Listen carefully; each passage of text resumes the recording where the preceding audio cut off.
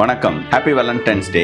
Lovers டேனா நம்மளுடைய ஸ்பௌஸுக்கு இல்லாட்டினா பார்ட்னர்ஸுக்கு நம்ம என்ன gift கொடுப்போம் அப்படின்னா நல்ல அழகான ஒரு பொக்கே இல்லை விதவிதமான gift எல்லாமே கொடுப்போம். ஆனால் அதுக்கு முன்னாடி பர்சனல் ஃபினான்ஸ் மேனேஜ்மெண்ட்டில் நாம் சில gift கொடுத்தா எப்படி இருக்கும்னு யோசிச்சு பாருங்க. உண்மையான காதலை காட்டுற மாதிரியான gift அதெல்லாம். ஸோ அந்த கிஃப்ட்டில் நான் ஒரு சில gift சொல்கிறேன். ஃபர்ஸ்ட்டு நீங்கள் ஒரு காதலித்து கல்யாணமான புதிய தம்பதிகளாக இருந்தீங்க அப்படின்னா ஃபர்ஸ்ட்டு நீங்கள் செய்ய வேண்டியது ஒரு ஹெல்த் இன்சூரன்ஸ். உங்களுக்கும் உங்களுடைய காதல் மனைவிக்கும் நீங்க எடுக்க வேண்டியது. அதுலயும் இப்ப பாத்தீங்க அப்படின்னா மெட்டர்னிட்டி பெனிஃபிட்டோட வந்திருக்கு. அண்ட் ரெண்டாவது டேர்ம் இன்சூரன்ஸ். நம்மளுடைய பார்ட்னருக்கு நாம கொடுக்கறது பாதுகாப்பு. அந்த பாதுகாப்பு அப்படின்றது நம்மளுடைய வாழ்க்கை கடைசி வரைக்கும் நம்ம அந்த பாதுகாப்பு கொடுப்போம் அப்படின்னு சொல்லிட்டு தான் நம்ம கரம் பிடிக்கிறோம். ஒரு குடும்ப தலைவராக இருக்கிறவர் தன் மனைவிக்கு கொடுக்கிற மிகச்சிறந்த கிஃப்ட் அவர் ஒரு டேர்ம் இன்சூரன்ஸ் எடுத்துக்கிறது. அவங்க ஒரு நிதி பாதுகாப்போட இருப்பாங்க. நீங்க செய்ய வேண்டிய மூன்றாவது முக்கியமான விஷயம் என்னன்னா உங்கள் காதல் மனைவிக்கோ உங்களுடைய காதல் கணவருக்கோ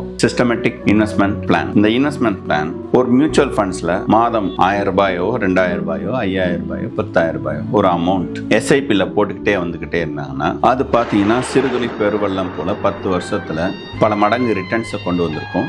உங்கள் காதலை பொருளாதார ரீதியாகவும் வலுப்படுத்துங்கள் என்று கூறிக்கொண்டு அனைவருக்கும் காதலர் தினம் வாழ்த்துக்கள்.